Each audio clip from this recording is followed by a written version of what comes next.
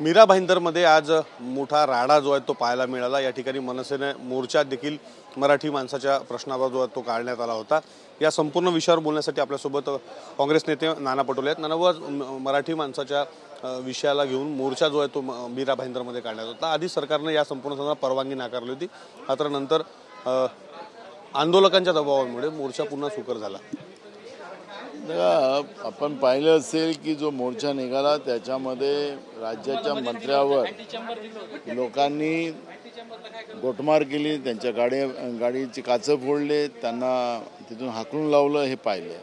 आम्ही सरकार बेईमानी निवडून आलं असं आम्ही म्हणत होतो, तर त्याचा प्रत्यय आज मुंबईतच आपल्याला मीरा भाईंदरमध्ये पाहायला मिळाला। एक आणि दुसरा महत्त्वाचा विषय आहे की हे भांडण हे खऱ्या अर्थानं सरकार प्रायोजित आहे आणि सरकार प्रायोजित असल्यामुळे जे बीजेपीची जी पॉलिसी आहे डिवाइड अँड रूल, जे इंग्रजाला फॉलो करण्याचं काम हे सरकार करताना आपण पाहतोय। कधी प्रांताच्या कधी प्रांताच्या व्यवस्थेच्या आधारावर, कधी धर्माच्या आधारावर, कधी भाषेच्या आधारावर या पद्धतीची भांडणं लावून ते राजकारण करण्याचा प्रयत्न भाजप आणि त्यांचे सहकारी करताना आपण पाहतोय। आणि त्याच्यामुळे महाराष्ट्रातले उद्योग हे सगळे आता बाहेर राज्यात जायला लागले आणि ते गुजरातमध्ये जायला लागले। तर यांच्या गुजरातच्या आकांच्या आदेशावर हे सगळं होत आहे का, हा प्रश्न या ठिकाणी निर्माण झालेला आहे। निशिकांत दुबेंनी जे वक्तव्य केलं त्या वक्तव्याच्या संदर्भानं सभागृहात काही हा विषय, या कारवाईच्या संदर्भानं काही विषय तुम्ही मांडणार आहात का? नाही, या सरकारने माफी मागितलेली आहे की त्याचाही आम्ही निषेध करतो आहे, पण मूळ प्रश्न तिथं संपणार नाही। खरं तर निशिकांत दुबेला माझा सल्ला असा आहे की तुम्ही महाराष्ट्राच्या मातीला किंवा महाराष्ट्राच्या जनतेला आणि मराठी भाषेला काही बोलून तुम्हाला तिथं काही तुमचं भावणार नाही आहे।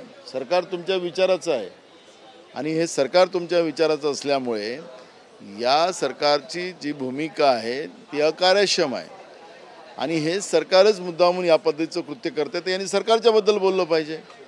हा छत्रपती शिवाजी महाराजांचा महाराष्ट्र आहे आणि या महाराष्ट्रामध्ये ज्या छत्रपती शिवाजी महाराजांनी सगळ्या धर्माच्या जातीच्या लोकांना घेऊन त्यांनी हिंदवी स्वराज्य संस्था स्थापन करून त्यांनी आपला झेंडा फडकवला, त्या महाराष्ट्राला आणि विचाराला ते शिवा घालत असतील तर ते महागात पडेल निशिकांत दुबेच्या, एवढंच मी त्याच्या लक्षात आणून देईल। आज विरोधी पक्षनेत्याच्या संदर्भाचं पत्र जे आहे ते सरन्यायाधीशांना देण्यात आलं। यावर भाजप नेते सुधीर मुनगंटीवार यांनी म्हटलं की शेवटी सरन्यायाधीशांना पत्र देऊन काय होणार आहे, या संपूर्ण संदर्भाच्या मागणीचं पत्र हे विधानसभा अध्यक्षांना द्यावं लागतं। हो, आम्ही दिलेलं आहे सुधीर मुनगंटीवार साहेब, आपण सिनियर आहात, आम्ही दिलेलं आहे। आजही आम्ही विधानसभेत मांडलं होतं, त्यावेळेस तुम्ही सभागृहात होता, त्यावेळेस मध्यस्थी करायची ना, की असं कामकाज चालणार नाही, असंविधानिक बाहेर बोलून काय होणार।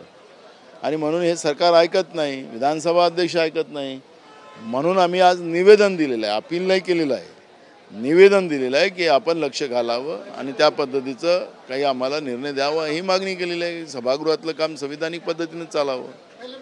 किती दिवसात साधारणतः विरोधी पक्षनेत्याचा तिढा हा जो आमचा प्रयत्न रोज राहील, आम्ही रोज प्रयत्न करू आणि लवकर सुटावा अशी आमची या ठिकाणी अपेक्षा आहे।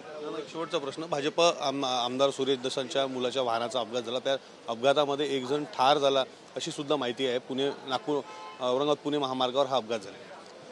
मला त्याची माहिती नाही आहे, माहिती घेऊन बोलू। तर हे होते काँग्रेस नेते नाना पटोले। कॅमेरामॅन रोहनसह विवेक गावंडे, TV9 मराठी, मुंबई।